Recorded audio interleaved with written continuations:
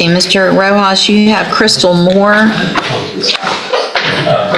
That's numbers 23 DCCR 2026 and 25 DCCR 0496. This is kind of long. I needed to see this before. Let's see. Yeah, it looks like it. No, that's okay. I see it was just fine. It's mine. Good morning, you're Crystal Moore. All right, y'all give me just a second to go through a couple things here. All right, so are you asking for, I know so there's a motion to revoke probation in 23 DCCR 2026, and there's no bond set in that one, correct? Correct. And then in 25 DCCR 0496, I think there's a $6,000 bond in there. I showed a $2,000 bond. well, That's what I showed him. can y'all help me figure out that real quick with the actual bond? I know you're not asking for that one to be reduced. No, Judge. So really, we're just talking about the other one. The motion to revoke. Okay, so on probation for DWI with a child passenger, and the new offense is a theft, correct? State jail felony? That's correct, Your Honor. And there's also a case that was, she was arrested for possession of controlled substance that has not been filed yet. Okay, So probably waiting on labs on that? Yes, ma'am. Okay, and that same date as the theft, or is that something different? Do you know? I don't have anything. Okay, October of 24 is what my notes indicate on it. And this was December of 24. Well, I'm a little confused. I've got an October theft and I also have a November theft according to my summary of her criminal history. Both of them I list as. Our indictment shows an offense date of December 26, 24. I'm not sure. okay, that's okay. So I want to make sure, and Mr. Coleman has filed a response, and part of that response includes the information that Ms. Moore was previously convicted of the offense of robbery, initially placed on a deferred probation that was revoked in 2017 on that case.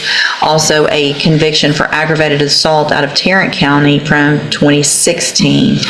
And then we've got the probation that was granted here on the driving while intoxicated with a child passenger. Let me get this pulled up again real quick. And while on this probation has been arrested for two new offenses, the theft and the possession of a controlled substance. Is that? That's correct, Judge. And since you got my motion, my reply, you've already read it. I'll just be brief. I just want to add that according to my recitation of her criminal history, it looks like she's got a total of 5 pending cases that include an unauthorized entry of an inhabited dwelling out of Louisiana. I see that as well. And there, do you know if there's warrants issued for those? I know it's hard to get information. Yeah.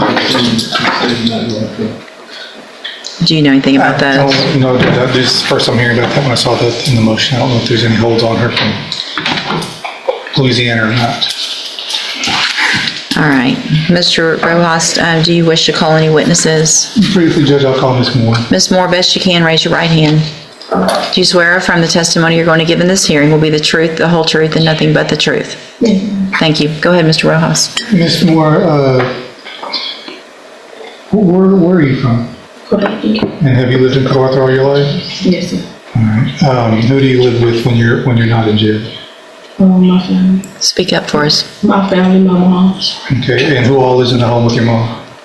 Me, my mom, and my kids. Okay. And how many kids do you have? 5. And what are the range of their ages? My youngest is 1 and my oldest is 11. And is your mom taking care of those kids right now? Yes. Okay. And my understanding is that your mom is also ill right now? Yes. What is the nature of her illness? She has a brain tumor and has to undergo treatment and surgery. And is there a surgery scheduled for that already? Well, she actually postponed it due to she has no support with my kids right now. Is she the only adult in the home with your kids? Yes. All right. And that's one of the reasons you want to get out, to make a bond in this case so that you can go out and take care of your kids, make arrangements for them, because your mom's going to have some surgery and she won't be able to do it anymore. Yes. All right. Do you have any income when you're not in jail? Do you have any income coming to home for you? Yes. What do you have? SSI and child support, SSI, how much do you get in SSI benefits? 1,000. Is it every month? Yes, And child support, how much do you get? 140 How often is that? every 2 weeks. 140 every 2 weeks, so that's $280 a month there. Do you have a bank account in your name? Yes. Do you have an idea of how much money is in the account right now? Probably like 500. Do you own any property that you can sell to help you come up with money for this plan?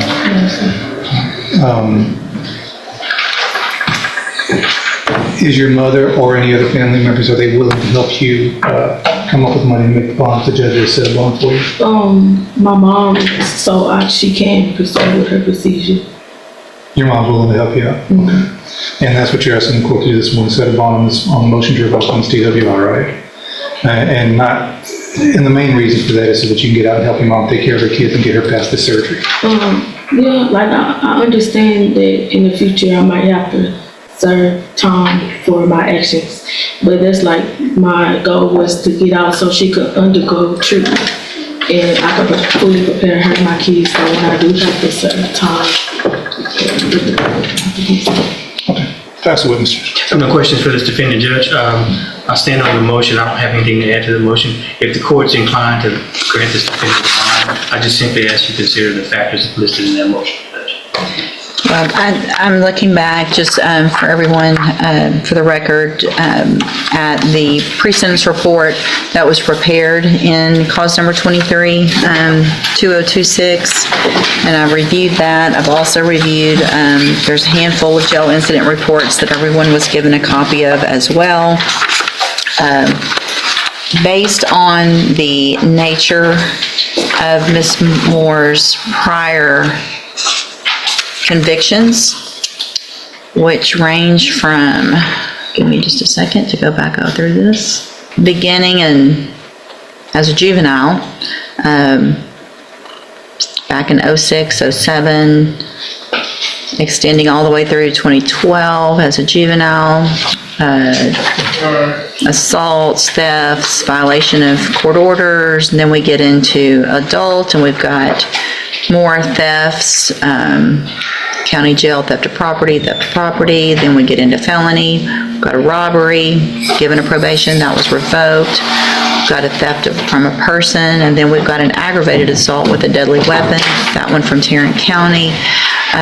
Now on probation, given all the opportunities, multiple allegations in the motion to revoke probation, that Ms. Moore has not apparently done much of anything while on probation to get the help that we've been offering her. In addition to having 2 new offenses, a possession and another theft, I find that it is in the best interest of our community that there not be a bond set in cause number 23 DCCR 2026. I appreciate the arguments and I feel and have empathy for what your mom is going through, but you should have thought about that before you. Whoa, what a gut punch moment. The judge just denied Crystal Moore's bond request, citing her extensive criminal history, from juvenile assaults and thefts to adult felonies like robbery and aggravated assault.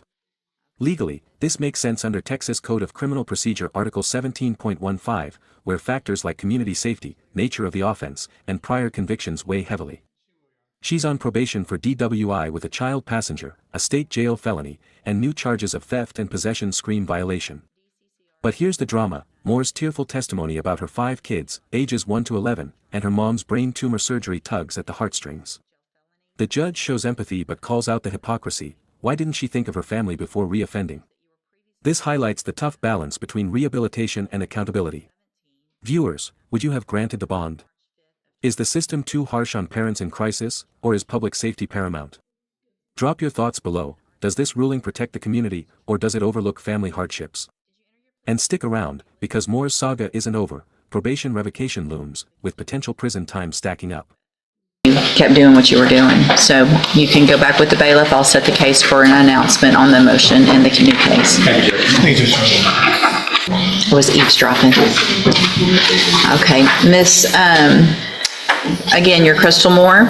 And Mr. Rojas, will your client waive the formal reading of the indictment and the motion? She will, Your Honor. Ms. Moore, in cause number 25 DCCR 0496, you're charged with that's the new offense. You're charged with theft of property with previous convictions, a state jail felony from December 26th of 2024. That indictment alleges that you were previously convicted of theft April 28th of 2017, and then after that was final, March 5th of 2024. And how do you plead to that charge? Guilty. Are those two prior convictions true? Yes. Did you enter your plea of guilty freely and voluntarily? Yes. And did you plead guilty because you actually did what they charged you with? Yes. I have some documents in that case here on the computer that this has your signature on it, that the state has marked as exhibit number 1. Before you signed these, did you go over them with Mr. Rojas? Yes. Do you fully understand them? Yes. And do you understand, if I follow the agreement that you've made with the district attorney, that you will be waiving or giving up any right to appeal? Yes. Okay, so it looks like we are Proceeding on. off of the Counts. ISF issue or whatever, Oh, okay. right? I don't think that was. I don't think that was ever. That wasn't this one? Okay, gotcha. Sorry, I don't know why I'm getting so confused. Again, but before you signed these, you went over them with Mr. Rojas? Yes. All right. And do you understand, if I follow the agreement, that you'll be waiving or giving up any right to appeal? So you can't change your mind if I follow the agreement that you made, you understand? Yes. And do you also understand, if you're not a U.S. citizen, that a plea of guilty or no contest may result in your deportation, exclusion from admission to the country, or denial of naturalization under federal law?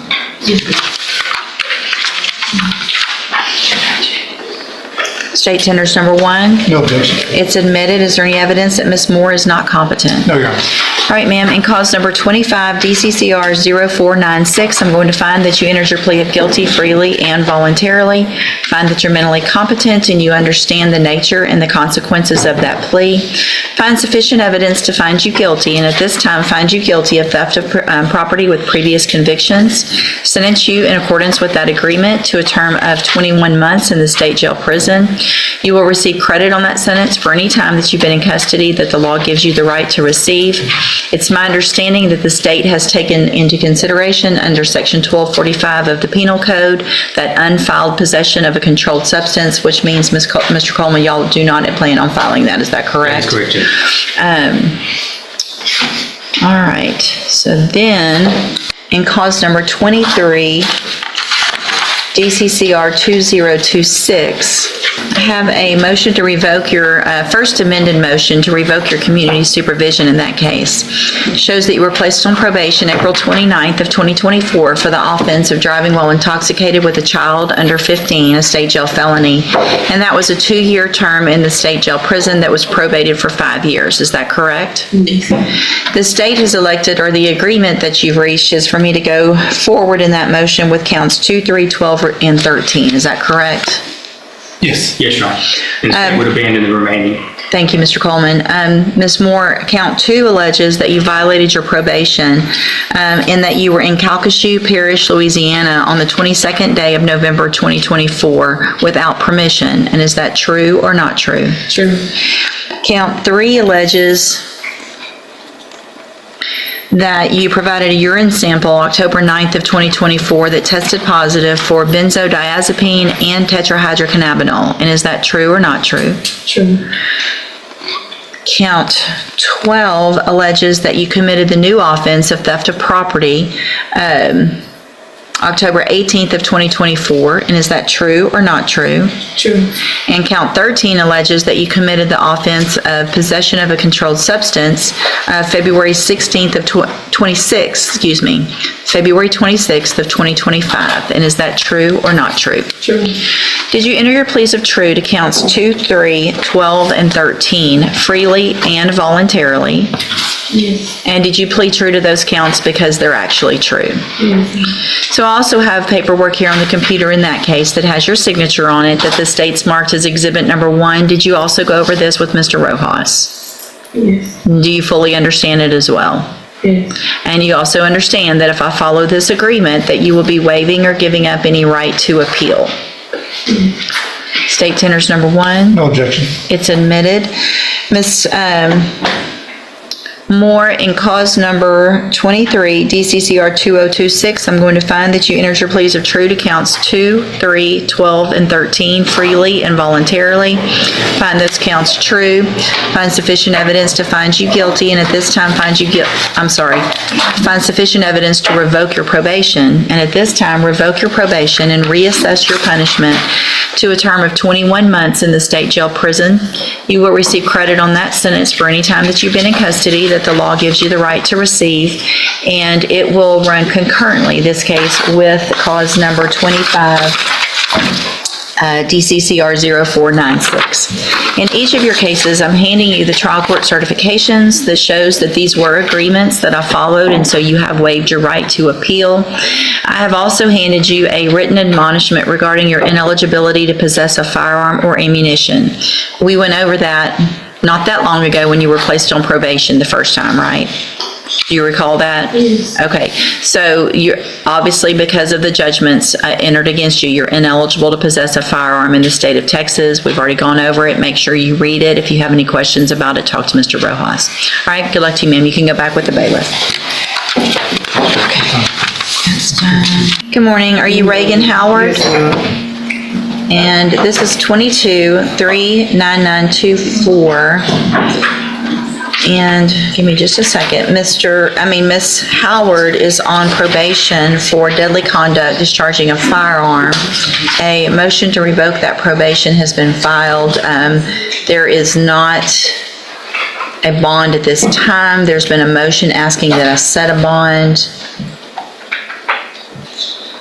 And Mr. Kimler, do you wish to call any witnesses? Ms. Howard, Your Honor. Ms. Howard, the best you can, raise your right hand, please, ma'am. Do you swear or affirm the testimony you're going to give in this case or hearing will be the truth, the whole truth, and nothing but the truth? May I proceed, Your Honor? Yes. Ms. Howard, you understand you're on deferred adjudicated probation for third-degree felony offense and deadly conduct, is that correct? Yes, sir. You understand that that's punishable up to 2 years, or from 2 years to up to 10 years in the penitentiary? Yes, sir. And a motion to revoke probation has been filed asking that the judge revoke your probation and sentence you within that range. Yes, sir. Are you requesting that pending a disposition of that determination that the judge admit you to a bond or provide a bond in the case so you could get out and attempt to resolve some of the issues that you're having on probation? Yes, sir. If the judge were to give you a bond in this case, where would you reside? 1950 Courtroom Street, In which city? Beaumont, Texas. And would you report to probation as instructed? Yes, sir. And do you have a job here, or what do you? No, not yet. I'm trying to get one. Pass witness. Any questions of this witness? Ms. Howard, have you been using drugs? No, sir. Well, I smoke weed. Have you admitted to the probation officer last week in jail when she came to Yes. visit you that you have been taking? Hang on, listen. Hold on. One person talk at a time. Let him ask the whole question, and then he'll let you answer it, okay? Don't start answering it while he's still talking, because the court reporter has to take everything down. Yes, sir. Okay. So you have been smoking marijuana Yes, sir. and you haven't been reporting, Yes, sir. and you were ordered to go to ISF, substance abuse, and you refused to do that? Yes, sir. And we've offered it again today, and you refused to do that. Yes, sir. No further questions? If I might, Chair, just to be clear, you haven't been smoking marijuana while in the jail. Oh, no, not in jail. This No. is, No, while you're out on probation. Yes, sir. just wanted to clarify that. So it looks like there was an administrative hearing back on October 1st of 2024. I'm just gonna, so I guess I'm wondering, this administrative hearing recommended the ISF, right? Yeah, and JCDI, and there was a number of violations. But all of these violations, for some reason, were not included on the motion to revoke, because the second administrative hearing, I guess, that came through only had the kind of some new allegations. Correct. So what happened was the first administrative hearing recommended ISF with JCDI's aftercare, and then when she never turned herself in, we asked for the ISF warrant to be rescinded and the motion to revoke to be filed instead. So if nothing else, I think the motion, I would believe that the state might want to go back through that previous administrative hearing and allege all of those things in the motion instead of just the two new, because those are obviously fell into report, which is the same as the second administrative hearing, but there's tested positive for alcohol, tested positive for cocaine, tested positive for THC, hadn't done anger management, didn't do the substance abuse assessment 2 different times. So, I mean, there's a lot more. If you just look at the motion right now, it only has 2 allegations, but it looks like it should have about 10 or 12 allegations. And based on all of those alleged issues, as well as the fact that Ms. Howard has just recently admitted that she was using drugs while on probation and not showing up. At a minimum, if I were to leave her on probation, she would be going to ISF or somewhere. So I'm not going to, I don't think it's in your best interest, Ms. Howard, that I'll let you out while this is waiting so you can go do more drugs and get in more trouble. It's obviously there's an issue that you have not been able to take care of on your own. So if you want to have any chance of remaining on probation, then that would be the only thing that I would consider doing. Otherwise, your probation is likely to be revoked if those things are found true, and you're going to go to prison for some amount of time. I don't know that that's where we need to get on this, but if I don't have any choices and you refuse to go get the help you need, then you're not going to give me any choice but to potentially revoke that probation. All right, so I'm going to, if there's some agreement that can be reached today, great. If not, I'm going to reset the case to I'm going to deny the motion for a bond. I think it is in the best interest of our community, and based on all of the factors in 17.15, the underlying offense being deadly conduct, the allegations of what has been and has not been taking place on probation, I am going to make the finding that it is best that a bond. Talk about a stark reality check. In Reagan Howard's case, the judge denies bond on her motion to revoke probation for deadly conduct, discharging a firearm, a third-degree felony. Howard admits to smoking marijuana while on probation, failing to report, and refusing ISF, Intermediate Sanction Facility, for substance abuse treatment. The prosecutor highlights administrative hearings revealing positives for alcohol, cocaine, and THC, plus unfinished anger management and assessments, potentially 10 to 12 violations if amended. Under Texas law, probation revocation can lead to 2 to 10 years in prison, emphasizing accountability for violent offenses. The emotional stakes. Howard's plea for release to resolve issues clashes with her refusals, painting a picture of self-sabotage. The judge offers ISF as a lifeline for continuation, but denial keeps her jailed for community safety. This transitions us to more cases where second chances hang by a thread. Audience, would you accept ISF if it meant staying out of prison? Or is revocation inevitable here? Share your take. Does the system offer enough rehab, or is it time for tougher consequences? Coming up, more pleas and warnings that ramp up the intensity. We'll be amending our motion today or tomorrow. Get that done quick. That way Mr. Kimmler has all of that. We can come back at a later date, go through the motion, get pleas of true or not true, and then we'll go forward at that time. Yes. You can go back with the bailiff. Can I say something? Yes, ma'am. Is it too much to sign for us? Talk to your lawyer about that. Good morning. Are you Kevin Harmon?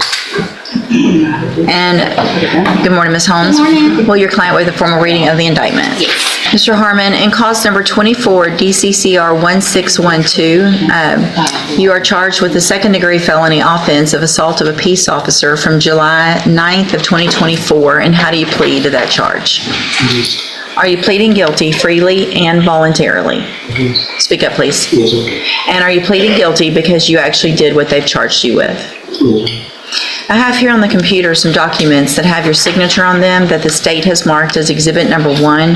Before you signed these, did you go over them with Ms. Holmes? Do you fully understand them? And do you understand if I follow the agreement that you've made with the district attorney that you'll be waiving or giving up any right to appeal? And it looks like the agreement that you've reached is for a 5-year deferred adjudicated probation. There would be a $500 fine and you would be required to follow all of the rules and conditions of probation. Is that your understanding? Also, do you understand if you're not a U.S. citizen that a plea of guilty or no contest may result in your deportation, exclusion from admission to the country, or denial of naturalization under federal law? Speak up. Yes, ma'am. State tenders number 1. No objection. It's admitted. Is there any evidence that Mr. Harmon is not competent? No, Your Honor. All right, sir, I'm going to find that you entered your plea of guilty freely and voluntarily. Find that you're mentally competent and you understand the nature and the consequences of that plea. Find sufficient evidence to find you guilty. However, I'm going to reset your case so that the probation department can do a pre-sentence report. And that'll give me more information about you and your case, and then we'll come back later for sentencing. Mr. Nichols, what's the state's position with regard to bond? I do have one concern, Your Honor. The call where this happened was a family violence choking incident. He was charged, I believe, with family violence burglary with intent to commit assault. Those cases were not pursued by the complainant, so they're not pending or anything. But if he gets released, I just want some kind of safeguards in place. Well, they didn't file the cases, and then I don't know that I can. Where are you gonna live when you get out, Mr. Harmon? I was living with some people that was just friends with. I cannot understand I was you. living with some people that was just friends with. Right, And then other, so that's why I was going back to. but that's where all this happened? No. No, this is a different place. Okay. So if I let you out today, I want to, what's the name of the friends that you're saying that you're gonna live with? Iron Lee Woods. Say it again? Iron Lee Woods. Arlie? Iron Lee Woods. Iron? How you spell it? Spell the first name. IRAN. Gotcha. Last name Woods? Yes, ma'am. Okay. So at least while this is pending, if I let you out today, I'm ordering that you live with them and not at the other place where all of this happened. Yes, ma'am. Okay? Maybe later, if everything's going well and you want to have some relationship with whoever this was, I'll get more information about that in that pre-sentence report. We can talk about it at sentencing. But what I'm going to do today, because of your plea for probation, is I'm going to reduce your bond in your case to $1,000. So if you're able to make that bond, there's a couple of things that are very important. The first thing is that if you make the bond, you go directly to the probation department so they can start that interview process for your pre-sentence report. If you don't go there and do that, then you run the risk of me not accepting this plea agreement and things could be much worse. You understand?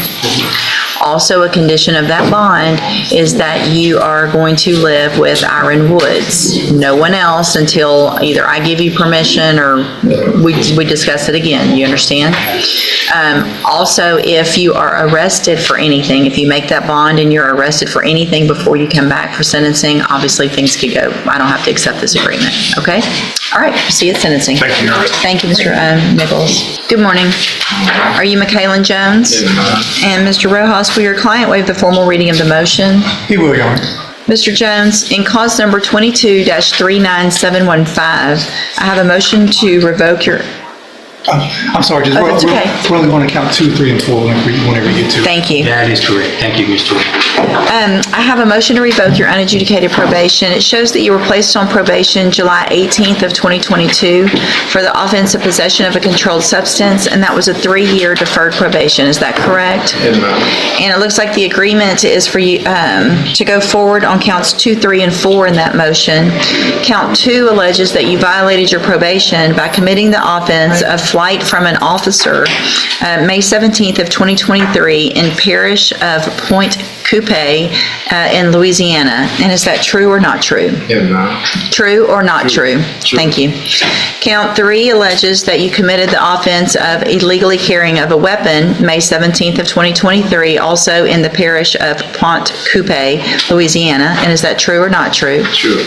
And then count 4 alleges that you committed the offense of possession of a Schedule Schedule I drug on May 17th of 2023, also in the parish of Pointe-Coupé, Louisiana. And is that true or not true? True. Did you enter your pleas of true to counts 2, 3, and 4 freely and voluntarily? Did not. And did you plead true to those counts because they're actually true? Did not. I have here on the computer some documents that have your signature on them that the state has marked as Exhibit Number 1. Before you signed these, did you go over them with Mr. Rojas? Did not. Do you fully understand them? Did not. And do you understand if I follow the agreement that you've made with the district attorney that you'll be waiving or giving up any right to appeal? Did not. State tenders number 1. No objection. It's admitted. Is there any evidence that Mr. Jones is not competent? No, Your Honor. All right, sir, I'm going to find that you entered your pleas of true to counts 2, 3, and 4 freely and voluntarily. Find those counts true. Find sufficient evidence to find you guilty and revoke your probation, and at this time find you guilty of possession of a controlled substance. Sentence you in accordance with your agreement to a term of 21 months in the state jail prison. You will receive credit on that sentence for any time that you've been in custody that the law gives you the right to receive. The motion was filed in June of 2023 based on offenses that happened in May of 2023. He's been in Louisiana custody since those offense dates of May of 2023. However, our hold for this motion to revoke didn't get placed on him until October 7th of 2024. And Judge, Mr. Rojas, I'm sorry to interrupt, Mr. Rojas, and I have conferred, the state is not opposed to the court giving this defendant the credit for the time he's been in jail while this case is pending. You may recall, I've researched the issue. I actually briefed it and I gave the court that authority. You did. I think you have that authority if you choose to award him that credit. Okay, so what I'm thinking I would do, I'm not going to go back to the offense date. I think the cleaner way to do it is to go to the date of the motion. Okay. Which is just a month or so Right. or less. But I think that at least for our purposes, if somebody's looking at it, they'll see motion was filed on that date, warrant was issued, but there wasn't a hold place for some reason. Right. And so I'm going to allow credit from June 7th of 2023. In whatever time that adds up to, I will, we'll get that done, okay? Thank you, Judge. All right, so Mr. Jones, I am handing you the trial court certification, well, two things. One, showing that this was an agreement, and so you've waived your right to appeal. I've also handed you a written admonishment regarding your ineligibility to possess a firearm or ammunition. Because of the judgment entered against you, you're ineligible under Texas law to possess a firearm or ammunition. Possession of a firearm or ammunition could lead to charges against you. Firearm is a legal term, and you should read the written admonishment I provide you to see what devices qualify as a firearm. If you have questions about the laws that make you ineligible to possess a firearm or ammunition, or about how long that lasts, you can talk to Mr. Rojas. All right, good luck to you, sir, and thank you, probation, for being here as well. Right here, right here.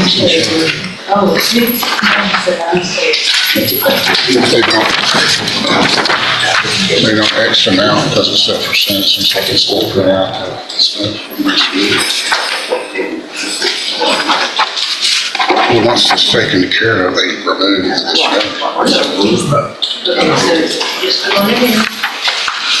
Good grief, I just wrote 2023. I was right. 2028? Great. At least I'm making us younger, not older. What is this? First. All right, ma'am, good morning. Are you Melissa Taylor? Yes, ma'am. And will your client waive the formal reading of the indictment in each case? So waived. I'm going to take judicial notice of the court's file.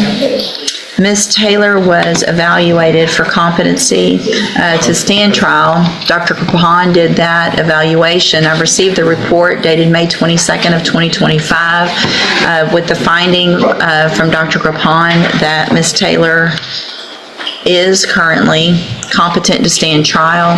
Is there any other evidence with regard to competency? Your Honor, I can only say that I've visited with her a couple of times out at the jail and again this morning, and I believe that she's mentally competent. All right. I can't say that there's no evidence of mental incompetency because I think that there was at one time. The evidence, but there's been none that I've observed that would lead me to think that she's currently mentally incompetent. All right, and Mr. Nichols? Nothing to add, Your Honor. All right, then, based on the report and Mr.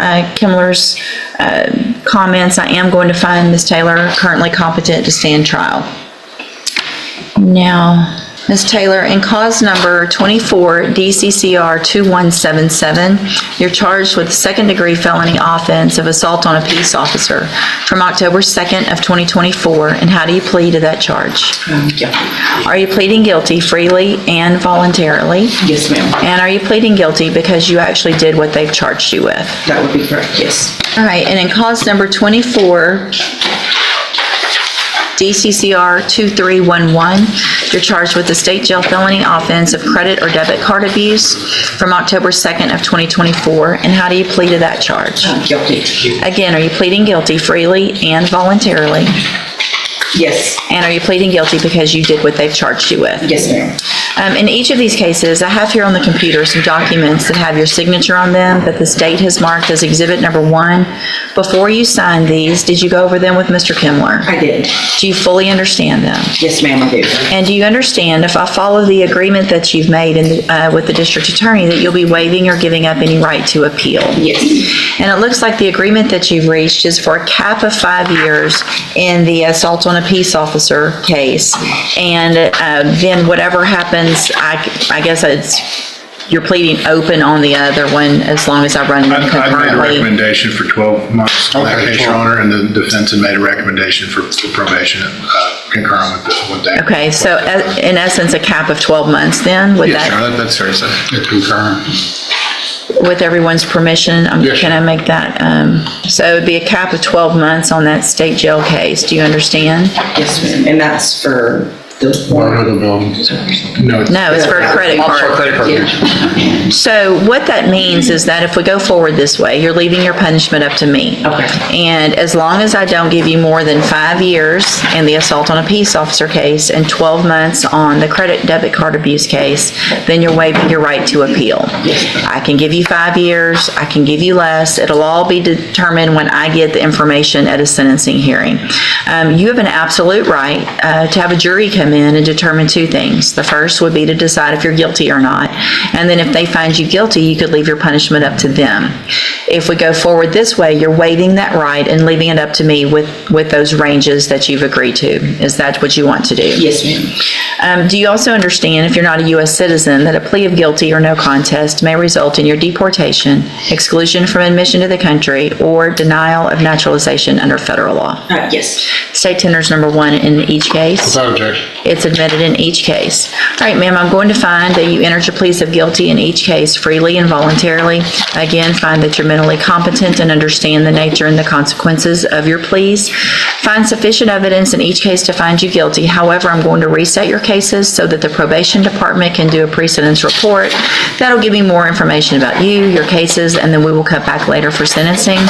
Anything that you think is important for me to know, be sure and get that information to Mr. Kimler. He'll present it to me on your behalf when we come back. All Your Honor, right? I do have a support letter that I tendered to the court. If you'll just get that to the clerk, please. All right. Thank you, ma'am. You can go back with the bailiff. I know. That's exactly when both of y'all do that. When she does it, I think of that all the time.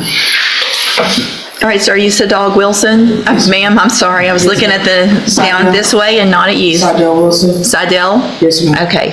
And Mr. Rojas, will your client waive the formal reading of the motion? She will, Your Honor. Let's see. I'm getting there.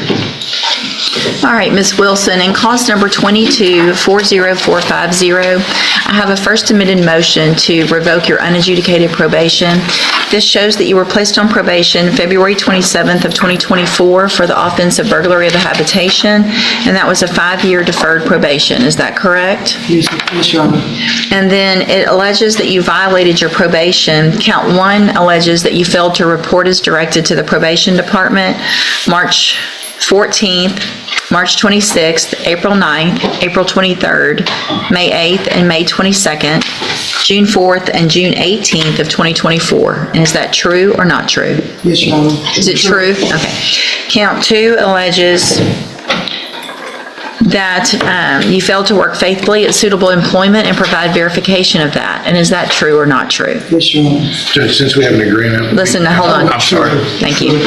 Since we have an agreement, we can drop 3, 4, 5, and 6 and just go to 7, if that's all right with the court. Count 7 alleges that you were arrested for the offense of failure to identify a fugitive from justice and giving false information April 14th of 2025. And is that true or not true? True. Count 8 alleges that you were arrested for possession of drug paraphernalia April 14th of 2025. And is that true or not true? True.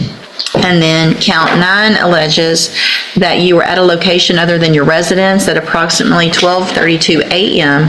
April 14th of 2025. And is that true or not true? True. Did you enter your pleas of true to counts 1, 2, 7, 8, and 9 freely and voluntarily? True. Were they volunteers? Volunteer. And did you, it's okay. Yes, Your Honor. It's all right.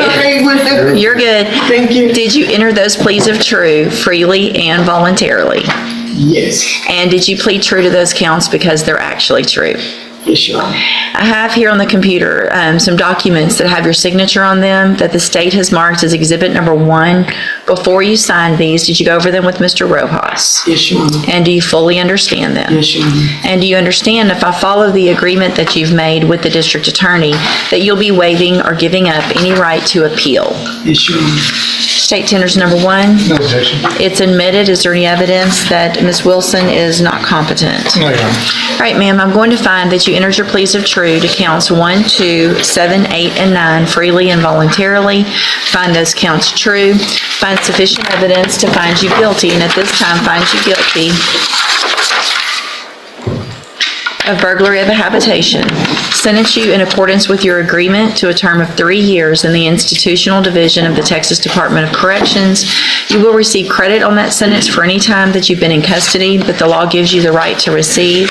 I'm handing you the trial court certification that shows this was an agreement that I followed, and so you have waived your right to appeal. I have also handed you a written admonishment regarding your ineligibility to possess a firearm or ammunition. Because of the judgment entered against you, you're ineligible under Texas law to possess a firearm or ammunition. Possession of a firearm or ammunition could lead to charges against you. Firearm is a legal term, and you should read the written admonishment I provide you to see what devices qualify as a firearm.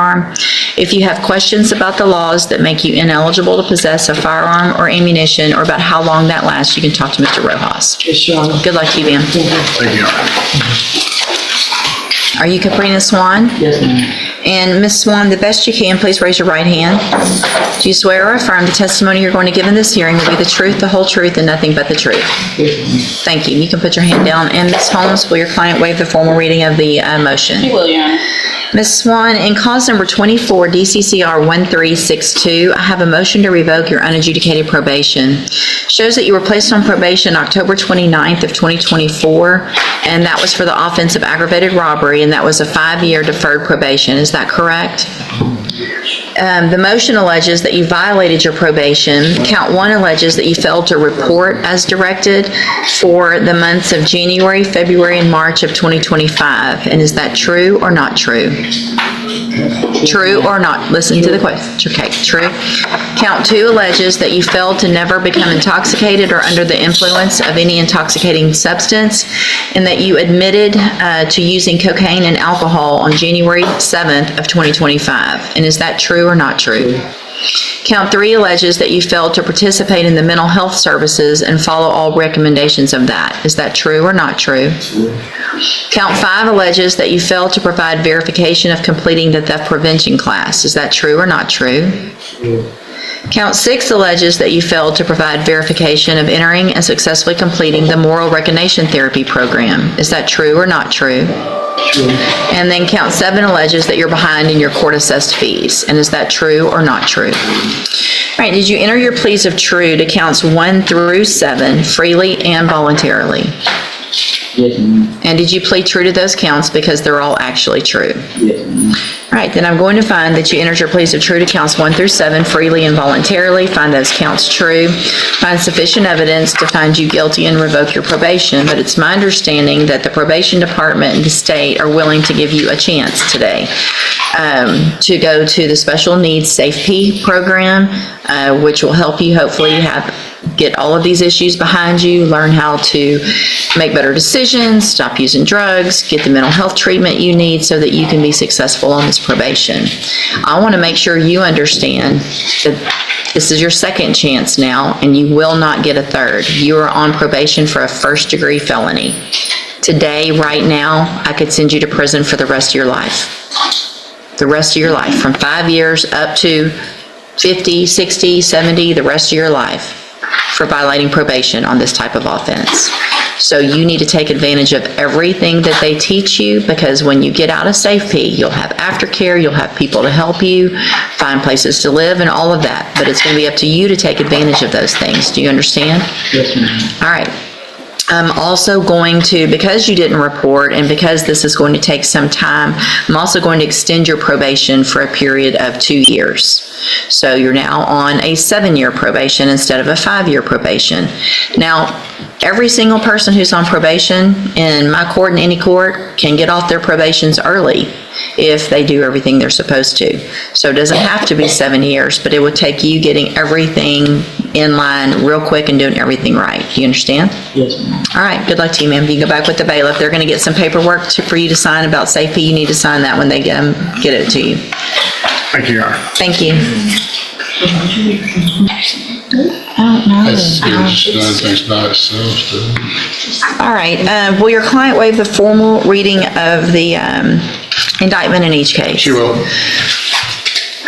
Ms. Taylor, in cause, This is Ms. Woodruff. I'm sorry, Ms. Woodruff, excuse me. Ms. Woodruff, let me get rid of that right now. Did I not? Hold on. Did I not send you both of those documents on Ms. Taylor? I think I accidentally sent it back to you when I signed it, Judge. Okay, there it is, back to you. All right, now, that's not going to confuse me. Okay. She'll waive the formal reading in each case. So wait, Your Honor. Ms. Woodruff, in cause number 24, DCCR 1710, you're charged with the state jail felony offense of burglary of a building from June 30th of 2024. And how do you plead to that charge? Are you pleading guilty freely and voluntarily? Yes, ma'am. And are you pleading guilty because you actually did what they charged you with? Yes, sir.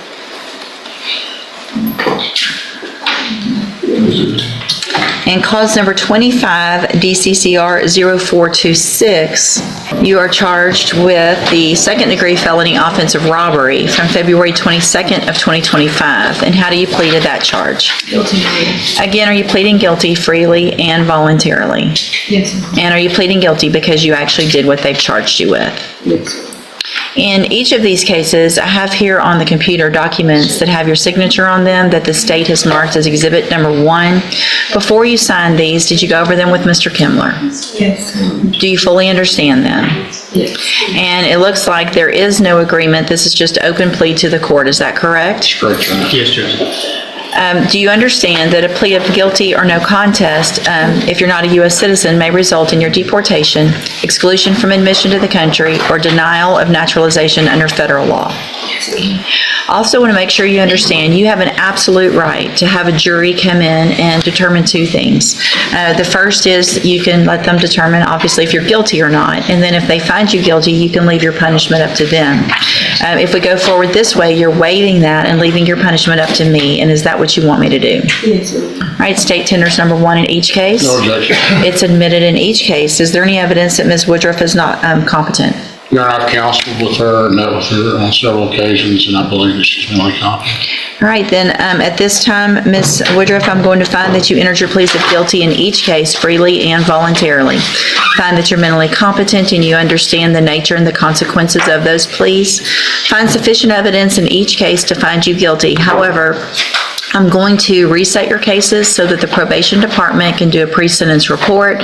That'll give me more information about you, your cases, and then we'll come back later for sentencing.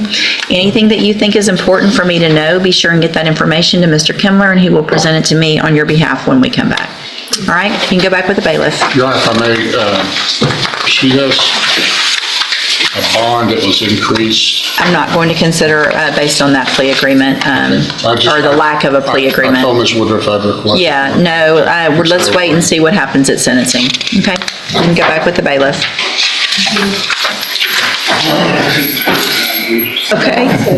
Good morning, are you Stephanie Moore? And Ms. Moore is on probation for robbery. There's a motion to revoke, and what's the... Judge, Ms. Moore's been absconded for 7 years, and she's not been picked up. I almost just don't really know how to proceed because we have no idea what's been going on with her for 7 years. I'd like her to have an opportunity, if she chooses to tell the court what she's been doing before we really make a recommendation here. Obviously, she can choose not to, but... Mr. Rojas? Judge, I've spoken with Ms. Moore. She's told me what's been going on for the last 7 years. I mean, she would like to tell the court where she's been, how her life's been going on. So, Ms. Moore? I've been in a bad domestic relationship and was not allowed to pretty much do anything. Put up a mailbox, don't get any kind of medical help, get an ID. When I got strong enough to leave that relationship, I put up a mailbox, got some health insurance, and realized that I needed to get my driver's license back and be, I have to take care of my past, and this was my past, and he wouldn't let me do that. I asked him over and over again to help me, support me behind this, or come at least drop me off at the jail so I could take care of this, and he, just the way we lived and the way he lived, it just wasn't something that was able to do. When I did try to leave, he killed my cats and pulled me back to the house. I broke my wrist. He broke my wrist this last time, and I just fled to the cops and screamed out of the neighborhood. And the cops came, and I ran to him and just said I need help. And so I knew this was here, and I knew that I had to take care of whatever I needed to do to put this behind me, so that I want to live a normal life and have my license and go get a job and have a home and a mortgage and land. And I'm 48 years old, about to be 48 years old, and I just want to get my life back without that. So, I mean... She was ordered to safety back in 2018 and did not report. No, I went to safety. I've done safety. In 2018? No, I did it when I first got... She was ordered back in 2018, after I think having done it around 2012. Okay. They haven't heard or seen from her since, so. Hold on. So here's what I would say. The only thing I would know to do is go through the motion, get an updated report that would include substance abuse assessment, where we are now, more information about all of that, and then we can see what our options are. I mean, the motion has been holding it open, and so what can I do from 2011 if the motion's holding it open? I mean, I don't know that I can extend because we're past She started probation, 2011, December 2011. I guess what I would like to do as part of that update is just for the probation department to give us whatever options there are, if she can be extended. Now, I do know we can convict and then do a straight probation, I think would be an option. I don't know if, so if you want to do that, talk to her about it. Sometimes talk to her. Yeah, y'all visit, and then we can just go through the motion, get the pleas of true or not true, let probation do a more detailed visit and figure out what's been going on and where, and maybe confirm some of those things, and then we can see what our options are when we come back for sentencing. It's the only thing I know to do. I agree, Judge. Okay. It's a unique situation, and I'd like to hear from probation. Sure, okay. So to visit with her, if y'all want to do that, we can go through the motion today, and then we'll see where we are, okay? Thank you. Okay, again, ma'am, you are Stephanie Moore? Yes, ma'am. And Mr. Rojas, will your client waive the formal reading of the motion? She will, Your Honor. Just a second to get it pulled up. Okay. Ms. Moore, I have before me a motion to revoke your unadjudicated probation. Shows that you were placed on probation December 8th of 2011 for the offense of robbery, and that was a 10-year deferred probation. Is that correct? Yes, ma'am. The motion alleges that you violated your probation. Count 1 alleges that you failed to report as directed to the probation department January 2nd, January 24th, February 6th, and February 22nd of 2018. And is that true or not true? True or not true? I'm sorry. That's okay. And then count 2 alleges that you provided a urine sample September 19th of 2017 that tested positive for methamphetamine. And is that true or not true? Yes, ma'am, it's true. And then count 3 alleges that you were behind in your court-assessed fees. And is that true or not true? True, yes, ma'am. Did you enter your pleas of true to counts 1, 2, and 3 freely and voluntarily? Yes, ma'am. And did you plead true to those counts because they're all actually true? Yes, ma'am, I did. All right, then I'm going to find that you entered your pleas of true to counts 1, 2, and 3 freely and voluntarily. Find those counts true. Find sufficient evidence to find you guilty. Revoke your probation. I'm not going to do that today. I'm going to reset your case like I talked about before. We'll get the probation department to do an updated or a pre-sentence report, see what's been going on, give them all the information, then we'll come back at a later date and figure out what we can do. Yes, ma'am. All right. Thank you. Yes, ma'am. You go back with the bailiff. Thank you. I need to print her. Thank you, Ms. Morfino. All right, sir, are you Camden Jackson? Yes, Your Honor. And Mr. Harris, will your client waive the formal reading of the indictment? Yes, Your Honor. Give me just a second. Mr. Jackson, in cause number 20, all right, y'all marked third degree on the paperwork, but the indictment says second. I just want to make sure it's marked correctly. I just looked at it sideways. Okay, so that should be second degree? Yes, Your Honor. If everybody's permission, I'll make that change on the paperwork? Yes. Okay. And apologies for my handwriting because it's horrible. It's hard on the tablet. You're good. All right, so you're charged in cause number 25 DCCR 0114 with the second degree felony offense of engaging in organized criminal activity from January 10th of 2025. And how do you plead to that charge? Guilty. Are you pleading guilty freely and voluntarily? Yes, ma'am. And are you pleading guilty because you actually did what they charged you with? Yes, ma'am. I have here on the computer some documents that have your signature on them that the state has marked as exhibit number 1. Before you signed these, did you go over them with Mr. Harris? Yes, ma'am. Do you fully understand them? Yes, ma'am. And do you understand if I follow the agreement that you've made with the district attorney that you'll be waiving or giving up any right to appeal? Yes, ma'am. And it looks like the agreement that you've reached is for a 7-year deferred probation. There would be a $500 fine, and you would be required to follow all of the rules and conditions of probation, which could include me ordering you to some upfront treatment, like ISF or something like that, and it looks like that's what the state's going to be requesting. Do you understand? Yes, ma'am. And that decision's up to me when we come back for sentencing. Yes, ma'am. Do you also understand, excuse me, if you're not a U.S. citizen, that a plea of guilty or no contest may result in your deportation, exclusion from admission to the country, or denial of naturalization under federal law? State tenders number 1. No objection, Your Honor. It's admitted. Is there any evidence that Mr. Jackson's not competent? No, Your Honor. All right, Mr. Jackson, I'm going to find that you entered your plea of guilty freely and voluntarily. Find that you're mentally competent and you understand the nature and the consequences of your plea. Find sufficient evidence to find you guilty. However, I'm going to reset your case so that the probation department can do a pre-sentence report. That'll give me more information about you, your case, and then we'll come back later for sentencing. Before we go forward, can you look real quick, jail incident reports and see if there's any on this one? And Judge, I was, if I may, going to address that between January and the end of February. So obviously we've had quite some time that either they have not gotten to my file or the court's file.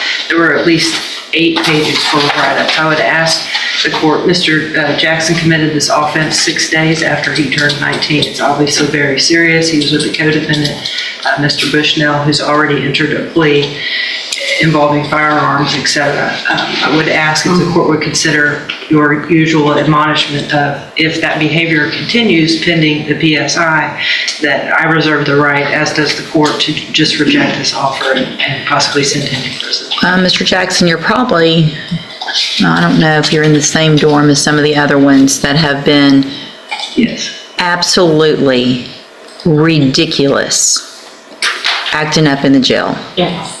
So there's somebody, I think it was last week, that came in with a deal like this for a probation, and he didn't get it, and he's sitting back out at that jail.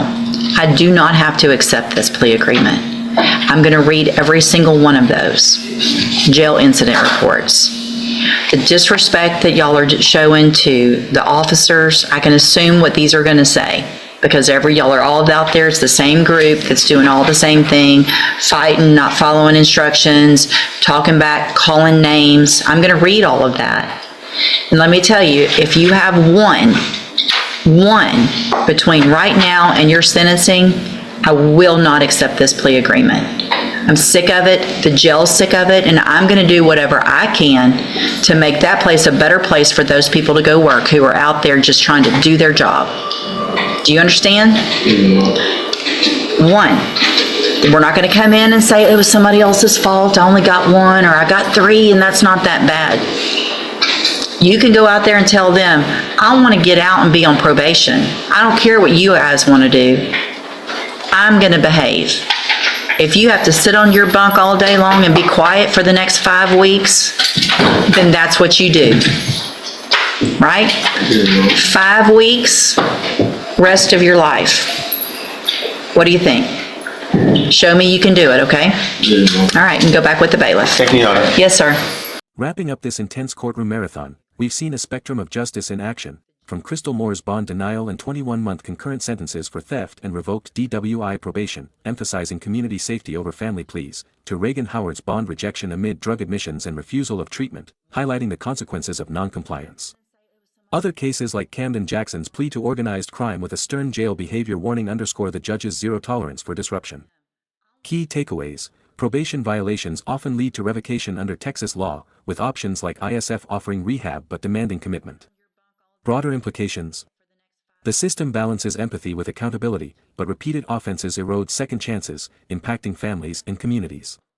If you found this case as shocking as we did, make sure to hit that like button, share your thoughts in the comments, and don't forget to subscribe for more jaw-dropping courtroom breakdowns.